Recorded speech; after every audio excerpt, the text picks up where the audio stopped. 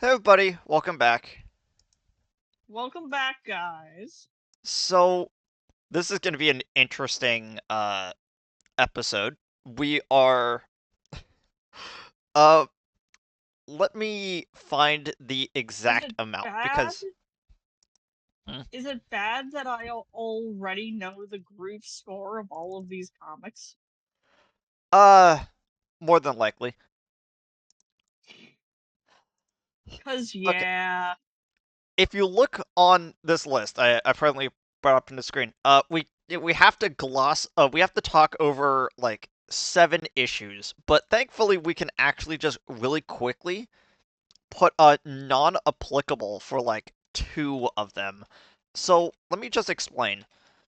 The guide that I was going over mentioned reading Super Special 7, which is the uh Image Comics crossover, and it's more of getting Archie readers interested in Image Comics, not really a comic that is a Sonic comic. It is just Sonic characters there.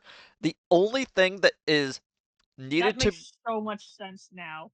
yeah, it That makes all the sense, actually. if you want to go see there is a review of it on atop the fourth wall.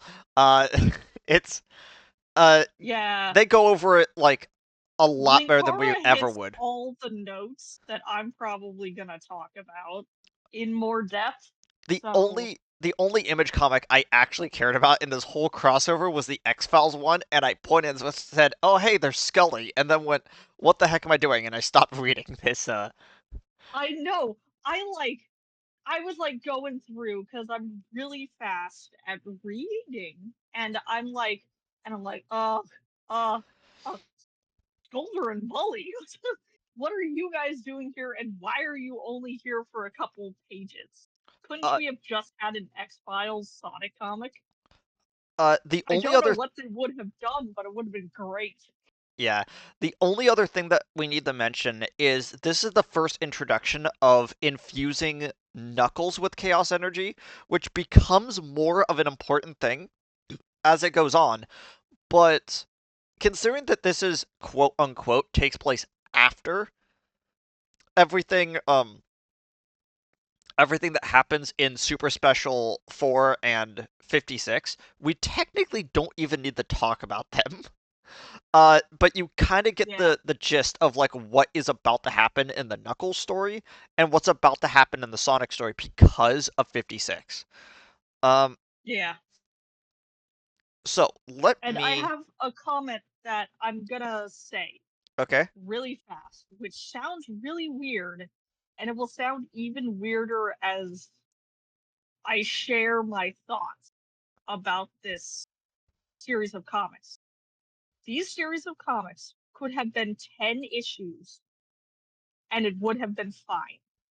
I feel like these comics didn't get enough room to breathe and at the same time got too much room to breathe.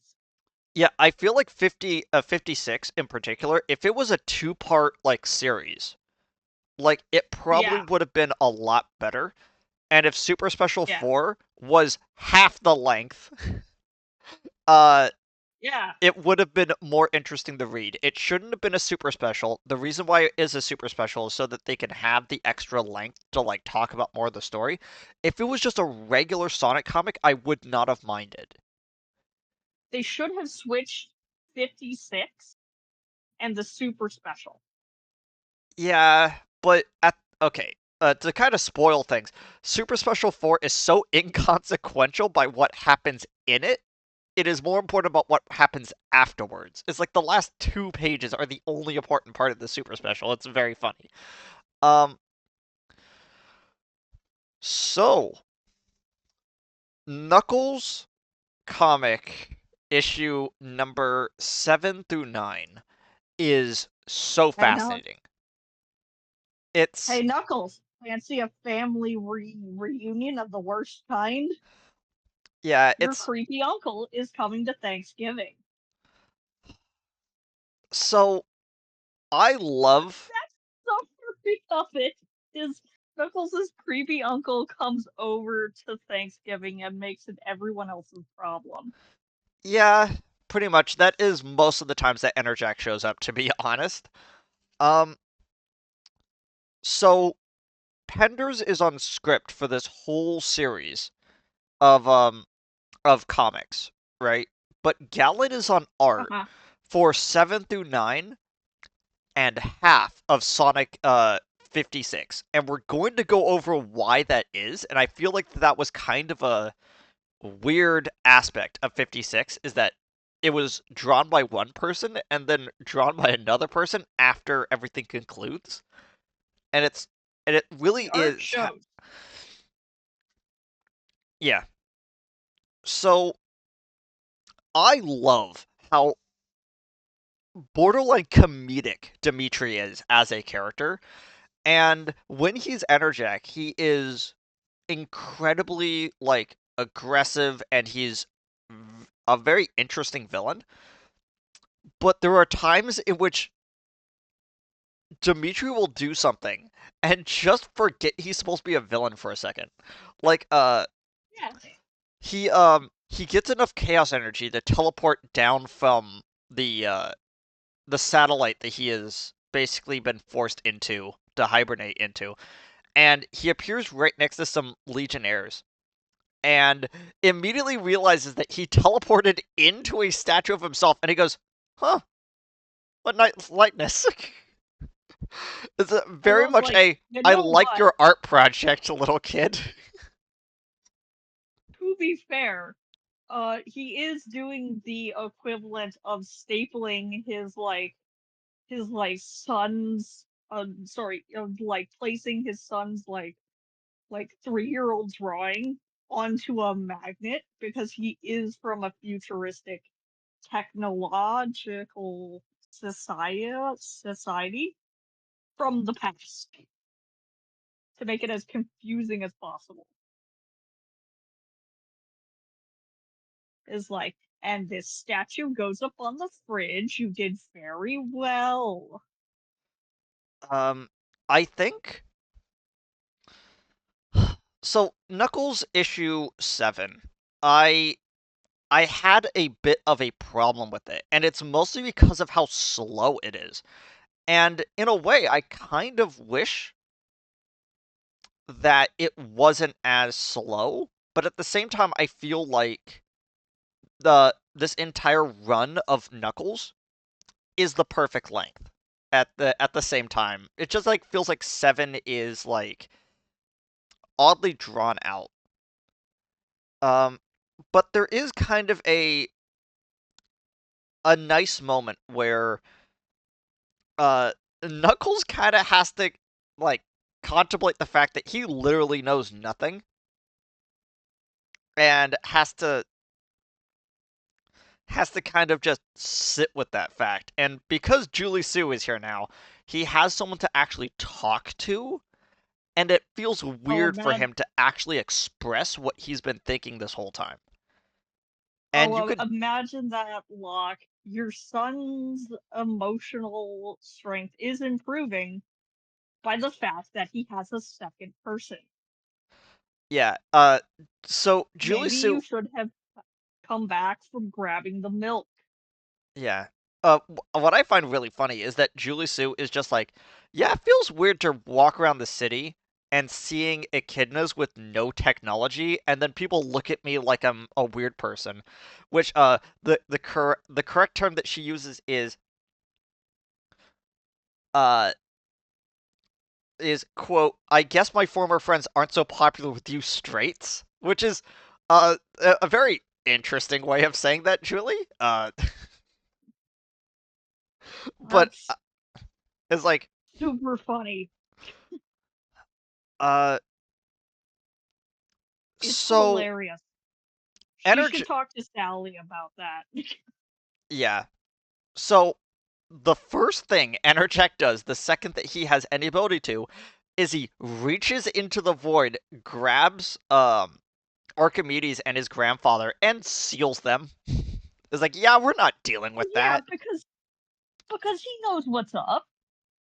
He's read the script notes. And we then cut over to Commander Stryker because he General Stryker is literally sitting there going, "We can't just fight, so we have to coexist some other way." So I guess since I've been the de facto leader this whole time, I guess I guess I will work with you to figure out a peaceful solution. And they basically, the echidnas on the council basically goes, "Yeah, we can't trust you."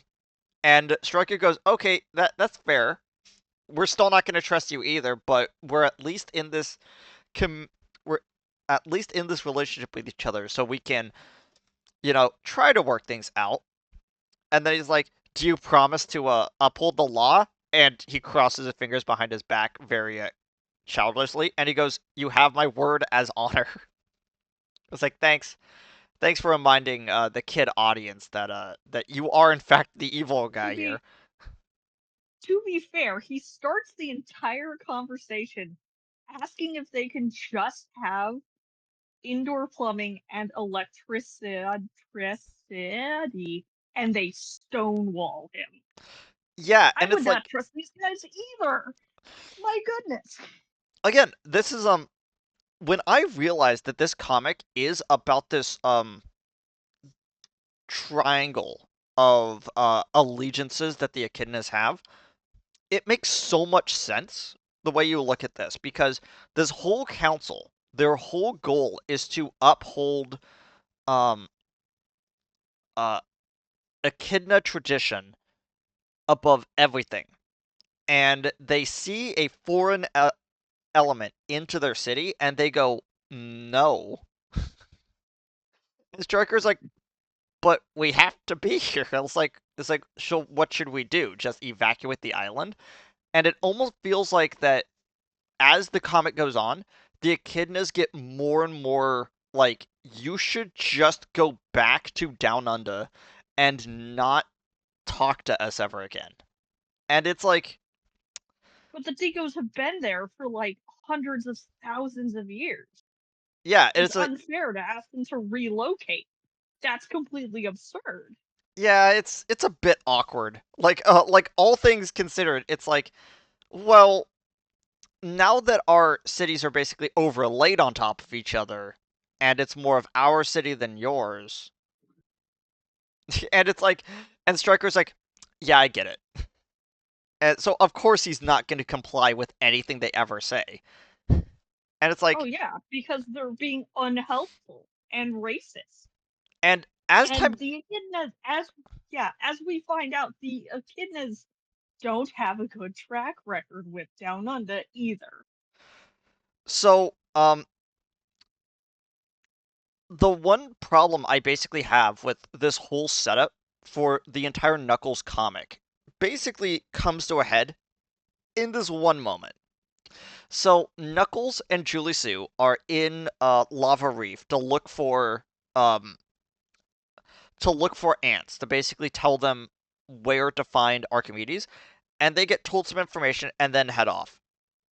That is 2 pages because the way that they organize this whole comic is 2 pages of one scene, flip it over. The next 2 pages, both on the left side and the right side of the comic, is one character's perspective. Flip it over, it's another character's perspective. I think that that's really neat, and I kind of like the way that it is set up. The problem is that when you only have 1 page of content, it's very awkward to have 2 pages fill it. Yeah, yeah, which is on us. Um, but it also feels like there's actually a passage of time in this comic A bit. It's because the color of the sky lines up. We've got people doing stuff at pretty much what seems like the same time. It doesn't feel like there's any discordance between what's happening to people.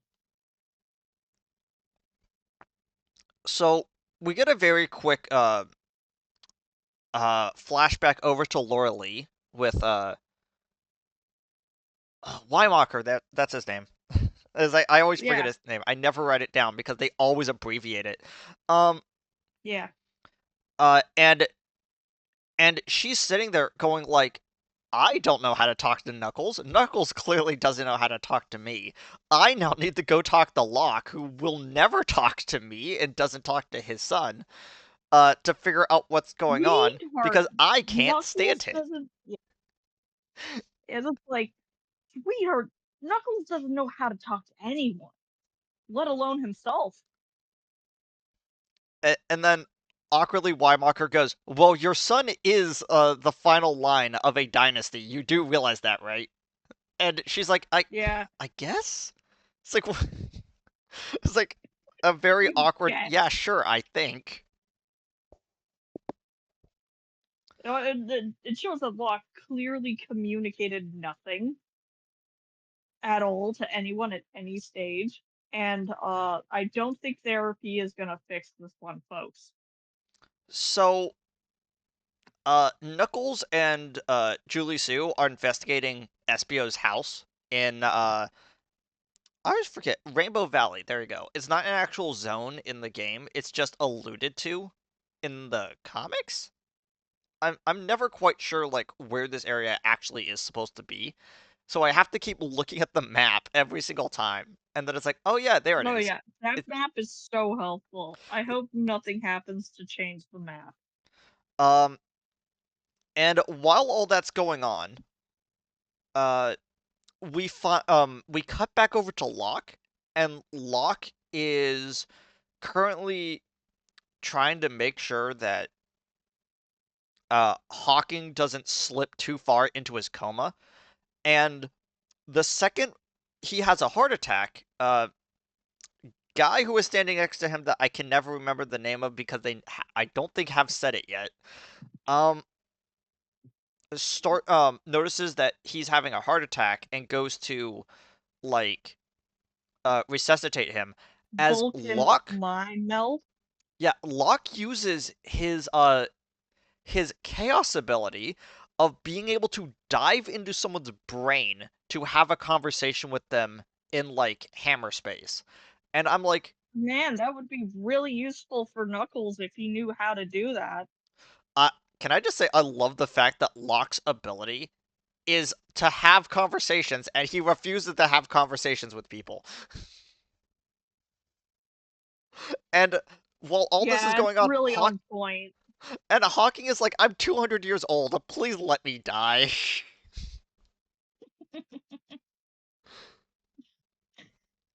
Hey, dude, he just wants to get out of the retirement home. It's all he wants. It's just his way of doing it is more final. uh, so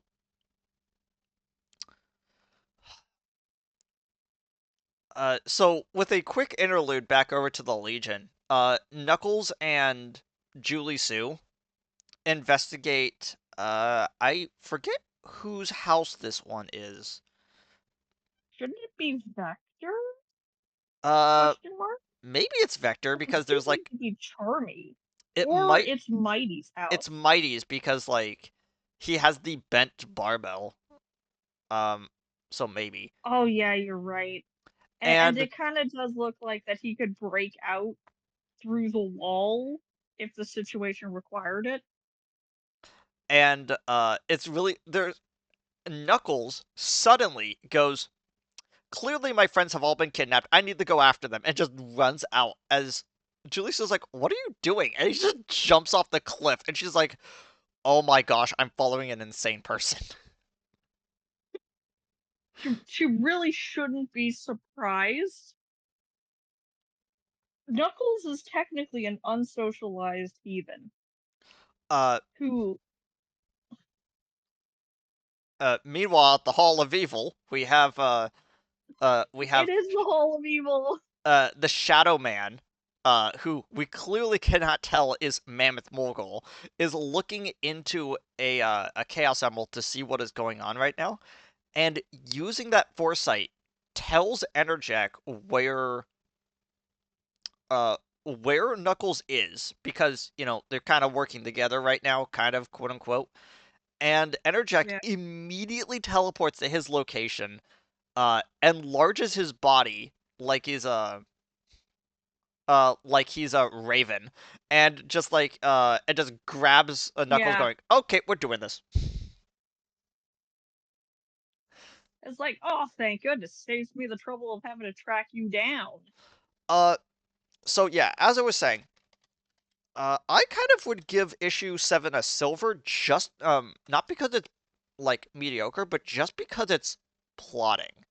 And it's the biggest problem that Penders has as a writer is that he doesn't get to the freaking point like a lot of the times, because he just likes having a scene, and it's his like Oh worst yeah, it's his it's you his can third worst tell that quality.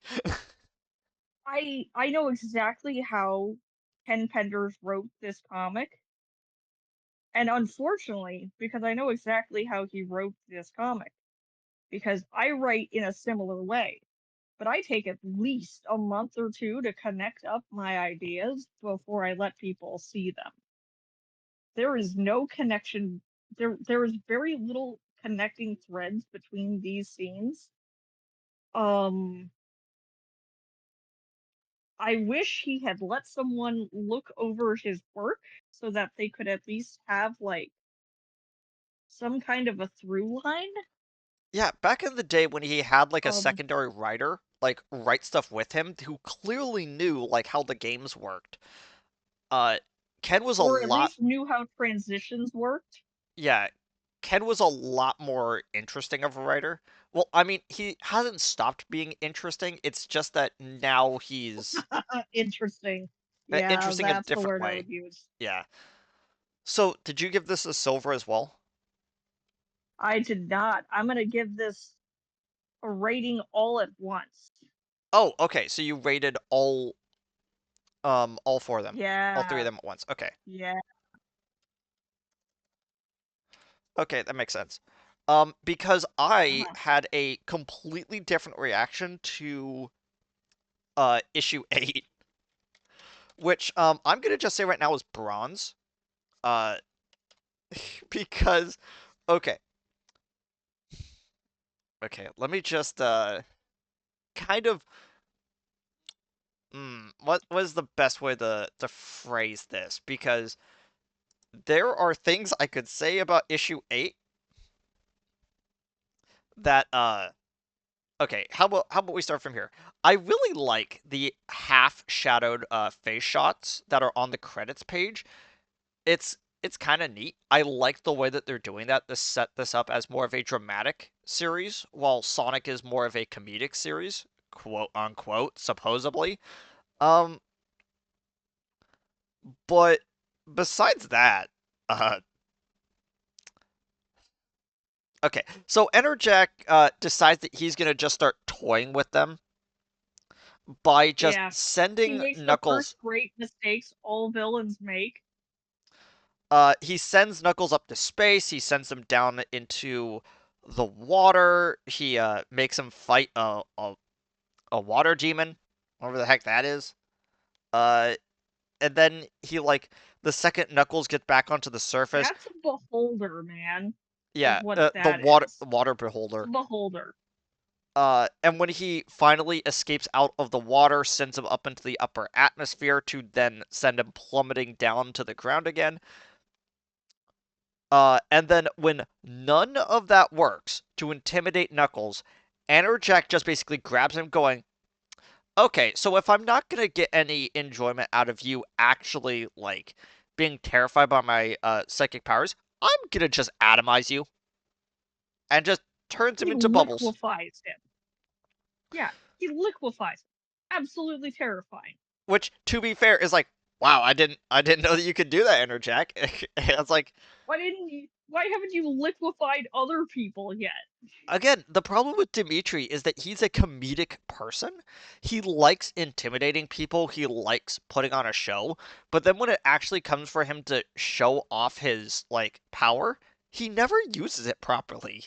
And it's such a weird thing for him. It's why when we start actually differentiating Enerjack and Dimitri as characters, it's a lot more interesting to talk about Enerjack and a lot more interesting to talk about Dimitri when those two identities are separated. Um, but I just talked about all of Knuckles 8 without actually talking about any of the B plot. which actually seems to have transitions Yeah. between some of these scenes. Not all of them, but there's the wad, there's the water cooler transition here. Um, and I think that's kind of it. Um, But Julie Sue is in the unique position of having to save her own skin again, yeah. So in the and she's doing her best. She's trying. She's trying to keep herself alive and other people alive. yeah. So because Julie Sue was basically teleported right back into the Legion camp, she has to basically now explain herself as to where she's been this whole time. And Yeah. she talks to a character I legitimately think never shows back up, and then they redesign this person to be her cousin. Uh, I because they're think like, you might be correct. I need to do a bit of research again because he's to got make this, sure. I was like, because the way that he just has the dark red dreads with the metal into it with the hair on the front. If you think about it and then just make that character female, you basically get her cousin that shows up later. yeah, It's just uh that's going to be interesting to talk about when she shows up. I just realized. Okay. oh, she'll be So, so great. what was your design document for this Ken? As he slowly slides the magazine that he was looking at, I was like, no reason. It It's was like like, I got no reason. In other words, I have a great idea for this female character. uh so It's like, what if Julie Sue but evil? so And I mean like really evil. yeah. So Laura Lee, I'm trying to remember her name so hard. It's Ken makes some weird ass names. Okay, so Laura Lee walks right into Remington's office, like unannounced, and then goes, I want to meet with my husband. And he's like, ma'am, Do you have his phone number? it's like, Because ma'am, he's do you? blocked mine. It's like, his exact words were, why can't you ask your son to get in contact with him? And it's like, it was like, and then everyone kind of realizes, That's oh. a good question. Also, Oh, we're talking about Locke. That's right. so Remington basically waxes a little bit about his um predecessor, whose name is Holmes. He's got like the And he's got a smoking pipe pipe and everything. and a violin nailed to the wall. Yeah, and it's like, and it's like, now that you mention it, I was basically tasked with being the liaison to these guardians, and I should have some good way to contact them at any one point. Now that you mention it, uh, meanwhile, while they got Hawking stabilized. Locke is like, okay, that took a lot more out of me than I thought. I need to figure out like what I need to do. He then gets an alert and finds out that uh and he sees on his cameras to everything that Julie Sue is now back at the camp. Immediately assumes that she has become a traitor and does something very fascinating in which he decides, oh wait, that hasn't happened yet. My bad. You know what? I'm gonna just talk about it Yeah, now not yet. because I think I will talk about it now because it really does feel like it's a protracted scene. No, I'll hold off on a little bit. So, Okay. so meanwhile, with the Chaotix doing their usual thing of being captured and kind of useless, um, Vector goes, I figured out how to get out of my bindings this time, so I'm gonna just start attacking random people. And then Julie Sue goes, okay, I guess I have to take care of this, and uses her gas gun to knock them all Yeah, out. before they get themselves killed.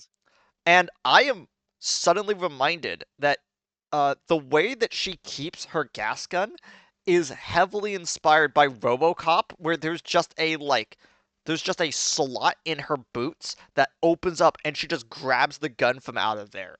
Every single time that shows up, I'm like, huh, what do you know? And it's kind of neat. So this all leads up to guy who I've already forgotten the name of.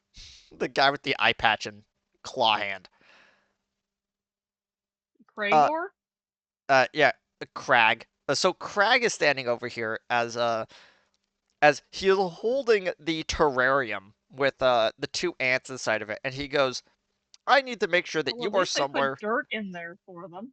Yeah, to make sure that you guys don't cause any problems. So he puts the terrarium inside of a high-tech cooler.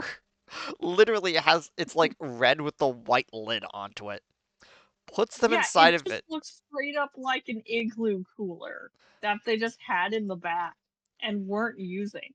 And Uh, went, you know what? I've been wanting to buy a new one for ages. and they then put it into the ground and then bury it. And I'm like, you know what? That is actually a good way of getting rid of the ants. Now that you mention it, uh, and they're like, we can't get out of here because of electromagnetic stuff. And it's like, huh, okay. I was like, sure, man. And that was issue 8. Whatever keeps the ants in there for the next comic, I'm sure, yeah. So I basically wrote as one of my only notes for this whole comic. This whole thing was filler. It's like it was kind of neat to kind of see Enerjack doing stuff, but again, it's the casual magic user trickery where it's like, I will teleport you places, and it's like that's cool and all. Can you do something? Can you do something else? Yeah. So moving on to issue 9. I also kind of want to talk about the fact that they're doing this thing where it's a 3-part cover where you're supposed to look at Oh, all yeah. 3 issues like right next to each other, and I have always liked that about They Ken has always liked they wind having up that be doing a for his lot of series. those covers, and they're very cool. And this translates over to Sonic in general, where it's like a lot of the event comic series have this sort of format from this point on, and I really enjoy that. So I'm going to just say that it was Spaz's idea instead of crediting Penders instead. Yeah, because he's the one doing the comics. Yeah. Or the covers. Like he's the guy. Uh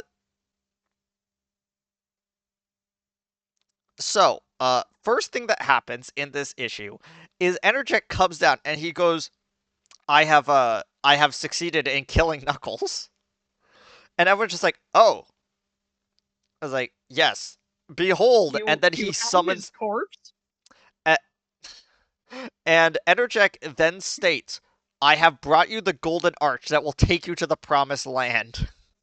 And I'm sitting there and I'm like, "This is a biblical reference, but I don't know Yeah, from it where." is. Look at the staff. I know, but it's like I don't know where this is specifically a reference to. I tried. I searched it all up and down. I literally typed in Golden Arch to the Promised Land, and the first thing that popped up was the Sonic Wiki. I'm like, I am distraught. It was like this is a reference to Of something. our Come childhoods on. just well, I think it's like a threefold reference. Maybe. Um the first part is Moses, the second part is Elijah, and the third part is some stuff in Leviticus has um wording similar to it. And I Huh. think the other part of your thought process is that we were raised in a religious home and read Sonic comics, kind of back to back, and your brain is confusing the two. I'm Maybe. terribly sorry. So, as all of this is going on, and Julie Sue is basically put onto her task as being a pilot again, uh, for like one of the big like vehicles, it cuts back over to the Chaotix, and one of the actual like coolest parts about this issue happens where as they start talking about like how hot it is with the sun, the edges of the actual panels start warping a little bit to show the heat, and I Oh think that yeah, that's kind of a cool little thing. it's really nice, and you can already see the shovel in the background. Yeah, because they had to use that shovel to bury the cooler. Um, Yeah, Suddenly but Knuckles someone is really should alive. have made sure that Julie didn't leave it. Yeah, suddenly Knuckles is alive. Aether is there, Uh huh. and then he goes. Yeah, he's Knuckles rebubbled. goes, "Okay, what happened?" And Aether, in a lot of words, explicitly says, "You only have so many one-ups, dude." That's a patented lie. You can get at least 99 in one go, man.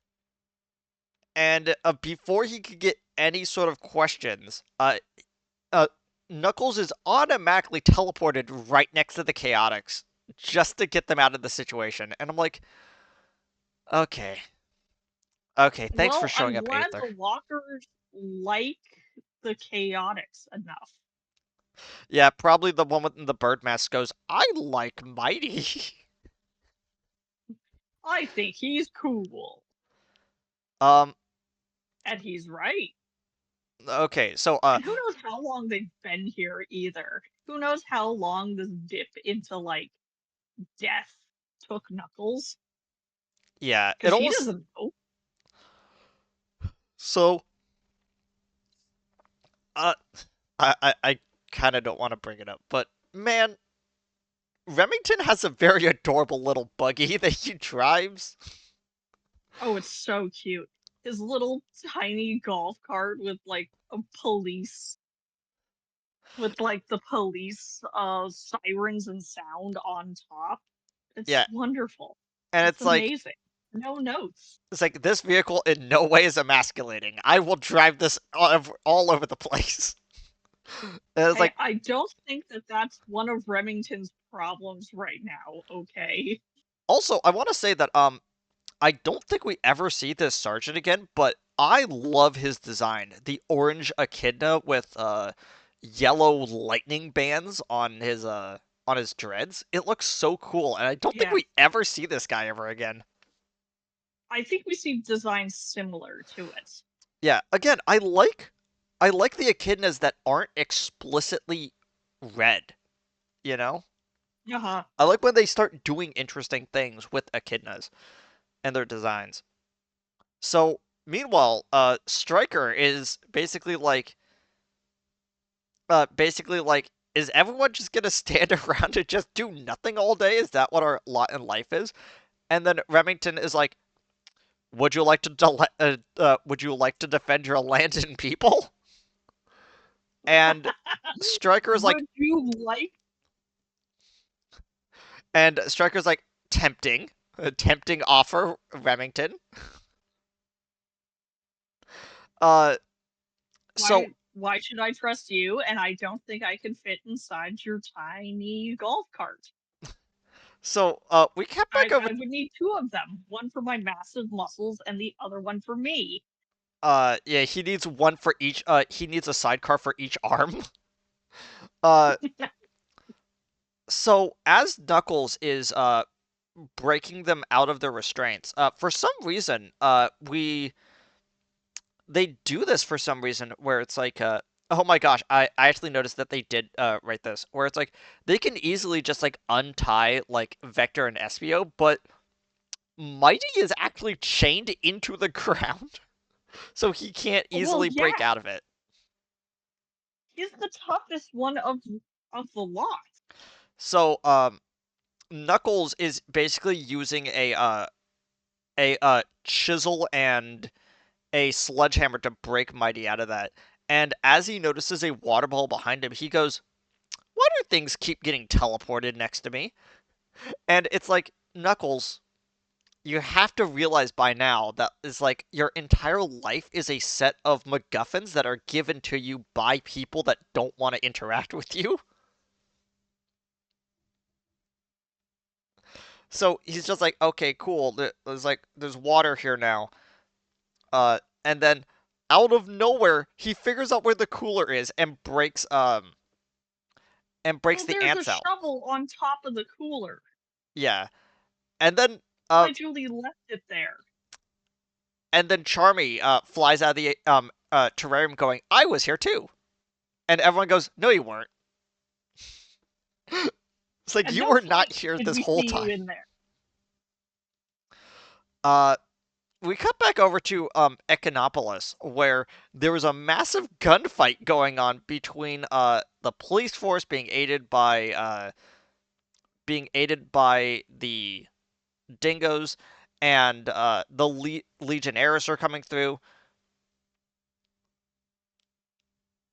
and Enerjack decides that he is going to make like a massive speech just talking about how no one will oppose him, and is immediately teleported away. The second he's And then teleported Crag away, starts crying. yeah, the second he gets teleported away, Krieger doesn't really know what to do. Oh, there we go. Uh, Kragok. There we go. Yeah, That's his stupid name. Crag. Yeah, Krag Yeah. realizes that he put Julie Sue behind the wheel of a vehicle, and she decides to crash that into a building to escape. Oh, yeah.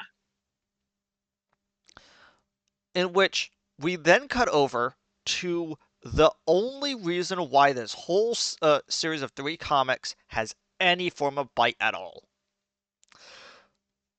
So Mammoth Mogul is now standing above Echinopolis, just floating there, and he sees that Yeah. Enerjack is there. Menacingly. And he goes, "Okay, so I pulled you out of that satellite to get you here, and my whole plan was that we are now uh standing above the emeralds that are now piloting this that are keeping this island afloat." And Eric is like, "I'm gonna attack you because I don't know what's going on." And Mammoth goes, "Okay, you just made this a lot more simple." Taps him with the sword of Acorn, absorbs the I don't know what count we were at. I think it was like 10 to 12 emeralds of infinite power that is inside of Enerjack, and just absorbs it. In one moment, Dimitri, no longer having the powers of Enerjack, just falls straight to the ground as an old man. And Knuckles catches him like at the last moment, so he doesn't, splatter. Uh, Uh-huh. and while all that's going on, Locke basically taps into Rotor's communications, pretending to be Knuckles, and tells them, "This is really bad, guys. You guys need to be here."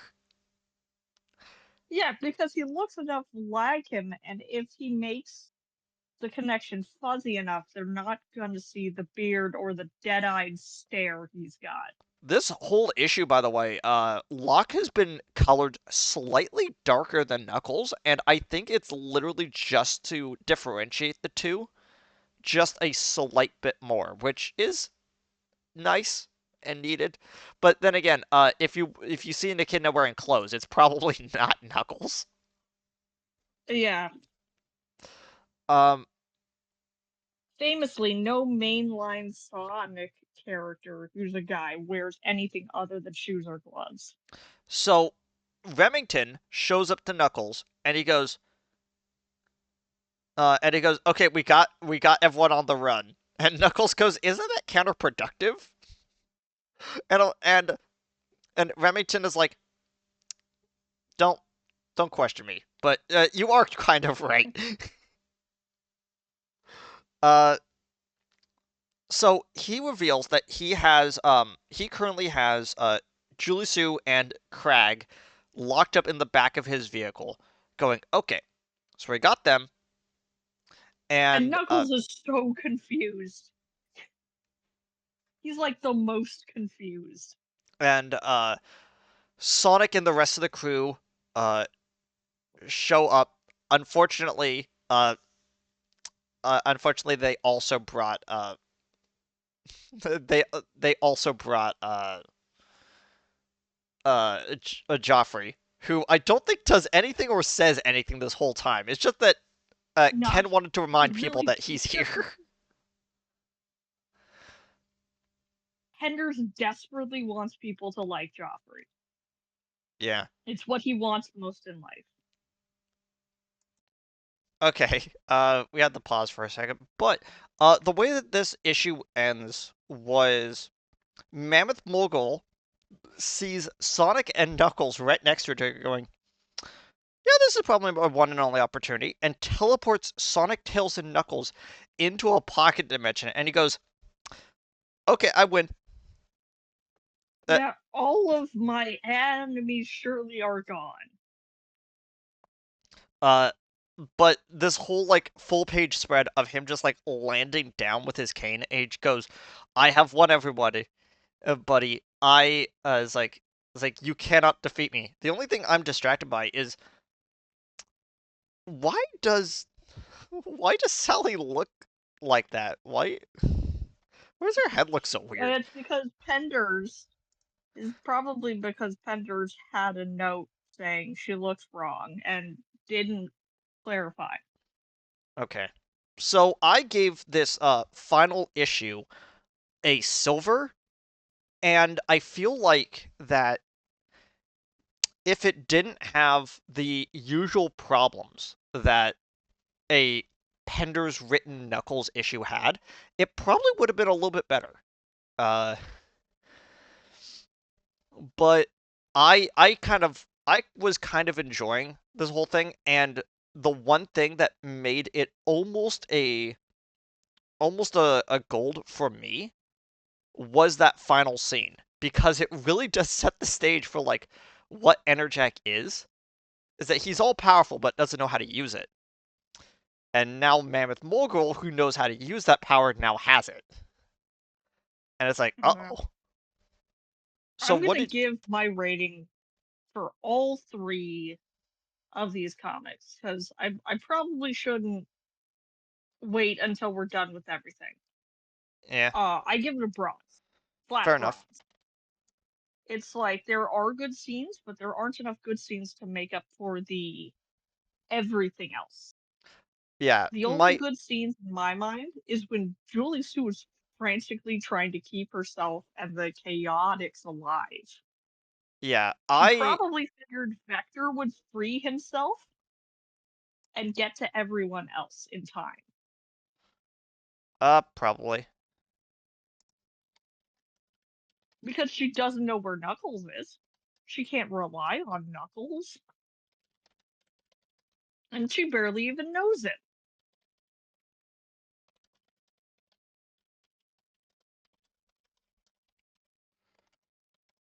Yeah. Um okay. So one final thing that I want to say about this whole set of issues is Mammoth Mogul at the end of the day is as people would say nowadays is an aura farmer.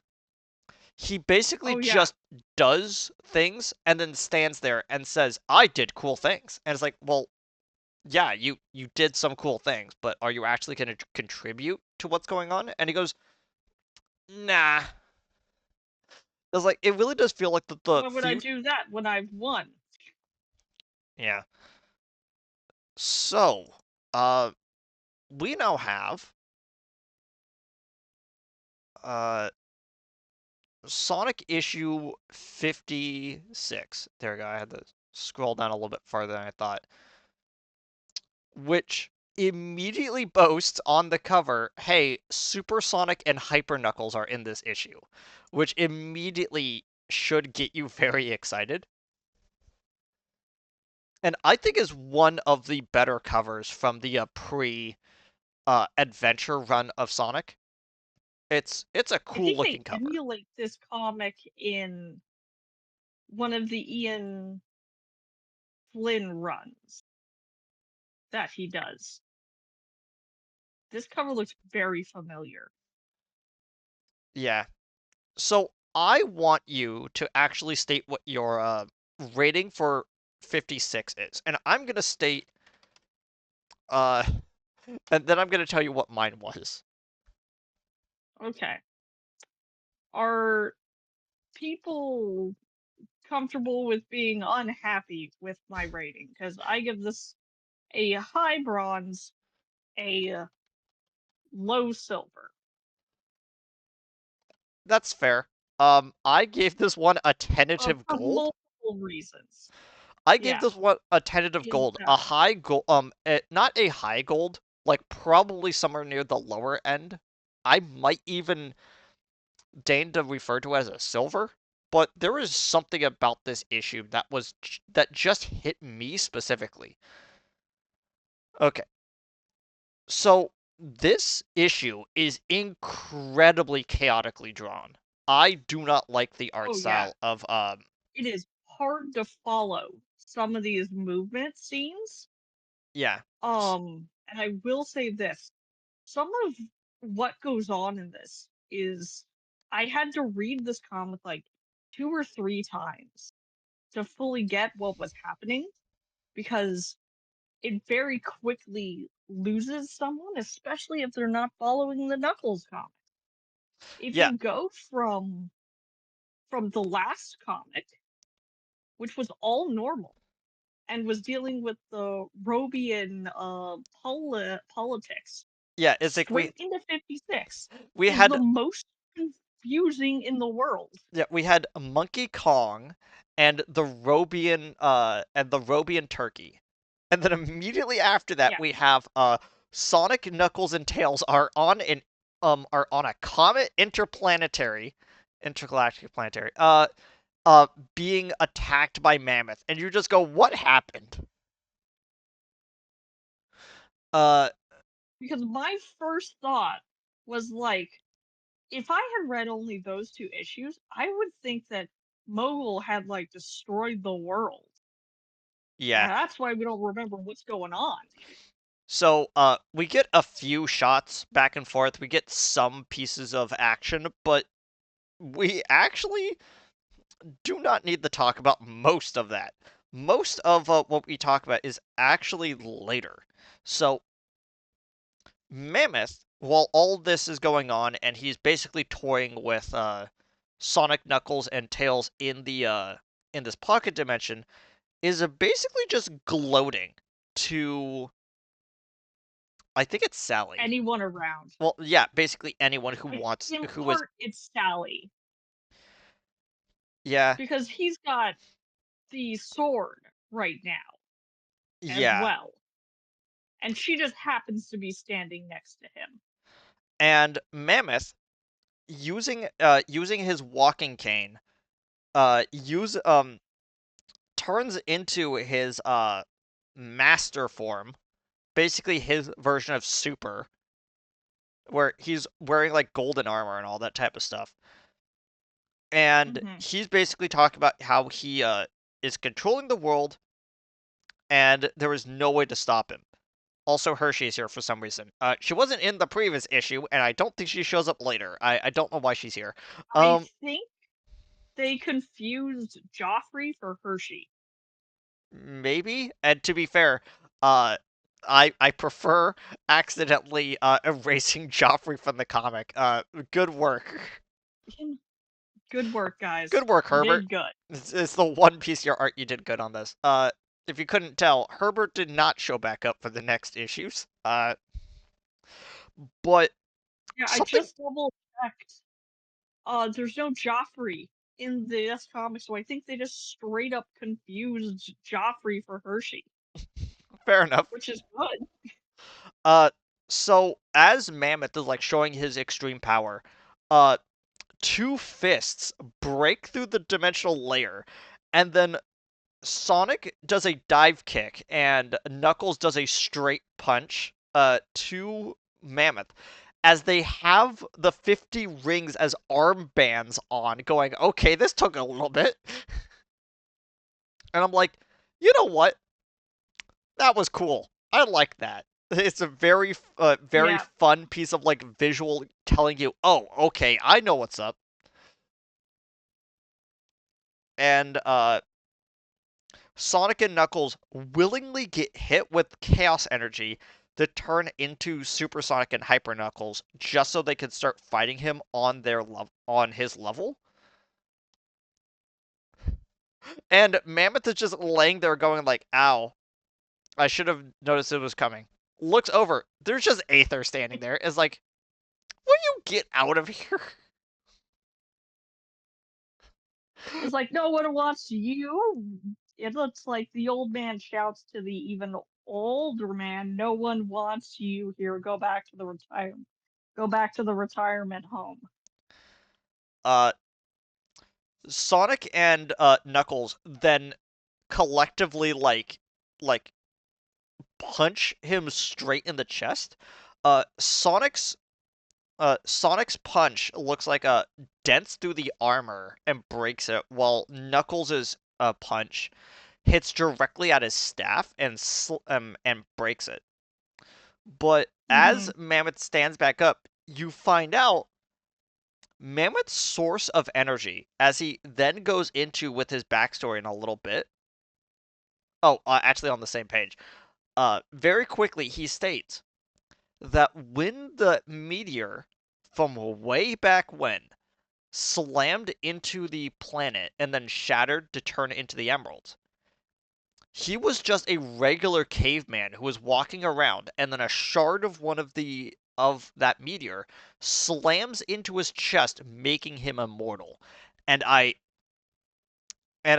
clapped and went, "What do you know? Sonic is still stealing from the DC universe." Absolutely. They Uh, can't stop. Hello, Vandal Savage. You're looking a little bit more hairy nowadays. Uh, but I mean, anything to get more work these days, I suppose. and as Mammoth starts draining the energy out of the emerald that is up on Angel Island, he then gets hit by a person wearing a cloak that then shrugs off an actual like chaos beam from him, and it's revealed that it's Turbo Tails. So Tails, if I remember correctly, after this moment, stops being a brown fox. He actually gets lighter in You're color right, to actually. coincide with his game appearance, and he's now like this bright orange color that's like not really where he is in the comics, but it still lightens up him from brown to a more orangey color. And it really just goes to Yeah. show that like He's still any a brown character, color at the end of this, but he does start to slowly lighten his color palette. yeah, because the way you can tell that someone is I'm going to use the phrase blessed with chaos energy is that they are an abnormal color, but you know, Sonic as a blue hedgehog is actually a little bit normal. And But Knuckles he being as does bright of a change his red, eye color. yeah, Yeah. and Knuckles being as bright of a red as he Sonic's is, eyes. shows Yeah. his how like close he is to like the Knuckles clan's like ties within their Bloodline. chaos Yeah. energy. But Tails going from brown to orange just to coincide with the games is never explained. And so I have to kind of like think that this is the reason why. Okay, so I don't know which one I like more. I kind of like Turbo Tails where he has the red gloves and the cape behind him. I kind of like that design, but there's something really It cool makes about him him. look a lot like his uncle. a Yeah, lot. I like the fact he shows up in Merlin's cloak, though. It's neat, and it shows his familial ties. Aether probably gave him the cloak. It's like, Probably. I just had the spare one lying around. Don't ask questions of where I got this cloak, especially not in the future. So, in a suddenly appearing tower, Aether is not still not saying anything, just observing everything that's going on, and Mammoth is getting upset, and he goes to aim another beam right at Aether, and then Tails pulls out the Chaos Extractor from Dimitri's backstory and just siphons all the Chaos energy out of Mammoth, which he then obviously goes to try to like swing the sword and like hit people with it, but the energy that's being drained is a little bit too much for him. And as he tries to go down to the remaining Chaos Emerald that's down there, un, in the Chaos Chamber, and he gets down there, Tails uses And it one Tails more time. follows him. Yeah, Tails follows him, uses it one more time, and in an oddly really cool looking shot of the two remaining emeralds, because I forgot about the one that was split in half and then they put down there too. The two remaining emeralds that were down in that chamber overlaid perfectly over Locke's eyes, and I think that that's kind of cool. Yeah. There's some cool visual metaphors here. Um, and in a single explosion, Mammoth is defeated suddenly. Uh, okay, and we cut back And over. then the art goes weird. Yeah, we cut back over the Gallon's art style from the Knuckles series, the show that we're now wrapping up that storyline. As as they're all kind of like explaining what happened, a one of the beat cops basically runs up with the sort of acorns that he found around and presents it to Knuckles, and the first thing he does is he completes his task by presenting it to Sally uh to make sure that she has it. And after like a conversation with Sonic just before they leave, Knuckles kind of explains what happened. And Sonic kind of leaves a little bit dejected that they didn't actually defeat Mammoth. But, him and Tails are, like, really happy in the end. And it literally says, like, in the final, like, text box, are you up for some solo adventures of your favorite duo? Check out the next issue as Sonic and Tails are about to hit the Adventure Saga. And it's like, okay. Um, and it's literally at this point where they're just like, how about we just take a break? We've been through a lot. Uh, Yeah. and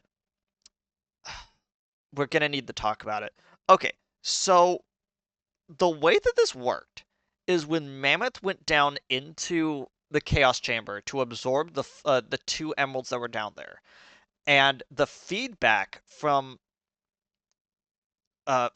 the beam basically caused the emerald that is inside of him, the emerald that's inside of his staff, the two that are there, the 10 that are inside of the 10 that were inside of Enerjack, all fused together and created the Master Emerald from the games. And I'm like, okay, cool, that's how we did it.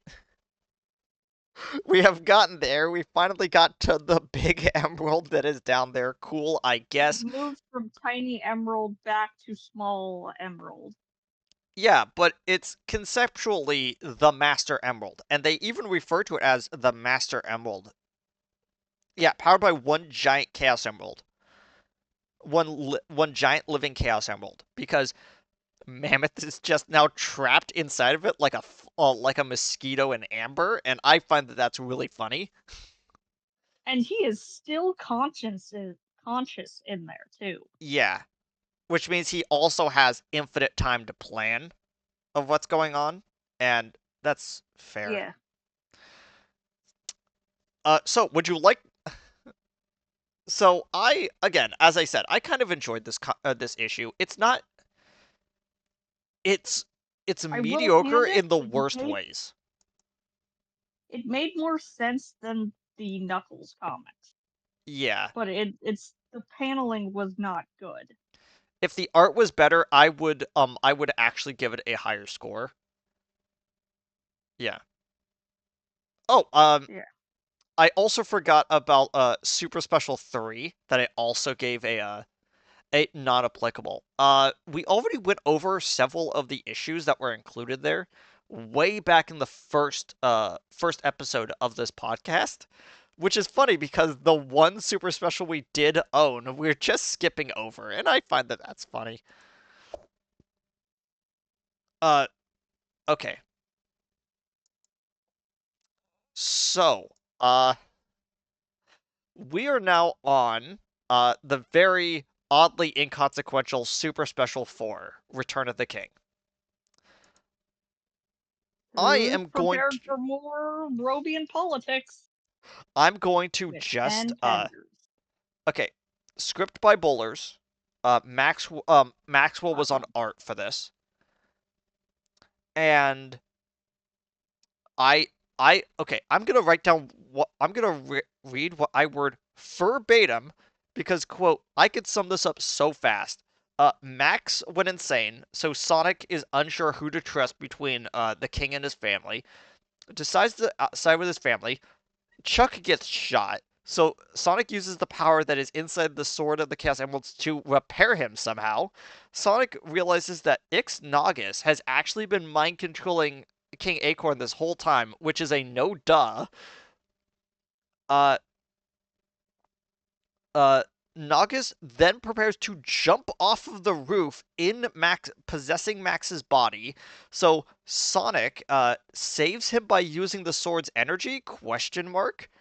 Uh, Max is now back in his own head, and he looks over and he sees the swords of Acorn planted into a rock, and very King Arthur style, pulls the sword out of the stone and restores his body back to being fully flesh. Done. Oh yeah. It's like, The coolest part was the King Arthur pull, but man, there is not a person least deserving of that sword in the world. yeah. It was like, but he's the Everything king. It's Max like, no. touches, he ruins. It's like, listen, Max, just go to a retirement home. Give Sally leadership over the kingdom, and this and everything from here on could have been fixed. Yeah, you know what also could have been fixed as well if they had just left the sword on Angel Island. That too, actually, yes. But the sword did Because cure this him. sword is about to cause so many problems. Yeah, they should have, after this point, returned it to Angel Island and kept it in the same chamber with the Master Emerald. Uh, There's no place safer. Wrap it up, put it back inside the golden sarcophagus. Yeah, There was a B-side to this, but we actually already went over it because it's the stuff that was added into issue 50 with the other Super Special 6. So, yeah, uh, I just decided to give this one a straight silver because even though I could explain it really quickly, what they go over is neat. The problem is that like nothing consequential happens. It is just basically a what if Sonic we had a cinematic Sonic comic and that's about it. Is that stuff was happening, none of which was consequential or needs to really be talked about. yeah. And it is the perfect encapsulation of why silver is such a important like aspect of my rating scheme. If I could do that about a comic, everything will be silver. If I have to talk Yeah, about it in detail, it's not a silver. Uh, this is true. Either I have to explain why it's bad or I have to explain why it's good. Um, but yeah, I'm guessing that you also gave this either a low silver or bronze. I gave it a bronze. Fair One enough. cool scene does not a good story make. Yeah, I I gave it a silver because of its whole package, but the fact that I can't actually sum it up that fast is a little disheartening. And Yeah, it's not like it had bad art. It's not like it had like bad action. It's just mid, and that's about it. yeah. Well, that's what a silver is. To be Yeah. quite fair, that And silvers do not mean that the comic was bad. It yeah, it just just means that it's the standard. yeah. And honestly, I think from here on out, we could use Return of the King as an issue, basically going, if it's more interesting than Return of the King, it tells us that it's not a silver, to be honest. Yeah, Uh yeah, okay. So did you have any other thing to say before we have to like rush out of here because I think you're like out of time? yeah. I think I've pretty much said everything I needed to. The next batch of comics introduces another of my favorite characters. To It be fair introduces though, a couple of them, in fact. Return of the King is actually a pretty good sort of pause point because we are moving from uh post um uh we are moving away from post Endgame into the Adventure Saga, and it's weird. There's two Adventure Sagas. There's the World Adventure that we're about to do, and then Sonic Adventure 1 and 2. But that whole Hmm. section is referred to as the Adventure Saga. Uh, that goes all the way into like what, like issue like just before like issue 100 or something. Um, Yeah. and it's funny because it really does feel like that this issue right here is a capstone onto everything that happened earlier. It really does wrap up a lot of loose ends, and it puts us into a different level of it puts us into a different status quo that also doesn't change much. And so the comic vibe is Hmm. still the same, but it's not but we are definitely in a different phase, you know? And the art is about to dramatically change as well. It's going to be slow at first, and then it's going to be so different. Yeah. Okay. Well, anyway, we'll see all of y'all next time. Who knows when that might happen at this point. Yeah, At least we were able to get this last episode out before we had to take like the massive hiatus, but you yeah. know. Uh All right, well, we'll be seeing you all around. yeah. Bye everybody. Bye.